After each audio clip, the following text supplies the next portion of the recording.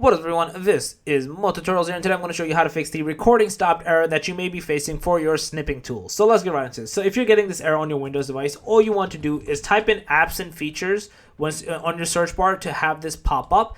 In here, where it says search this list, you want to basically type in snipping tool until you see this pop up, and you can do a few things here. First, you could just straight up uninstall this and then reinstall it. So a lot of times this will fix a lot of these issues. Some people will be able to press the modify button and basically be able to, once you're inside that button, you should be able to essentially terminate or restart or reset, I should say, the application itself. So you're basically like able to like kind of play around with the settings, right? It kind of just reformats it in a way. So all of these types of errors that are happening goes away. But again, if you can't do that, you can uninstall it.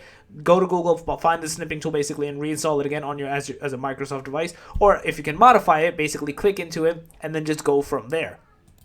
So yeah, once you do this, you should be good to go. If you guys enjoyed the video, please smash the thumbs up. Guys, on the channel, make sure to subscribe, click that notification bell, and that Mo Tutorials out. Peace.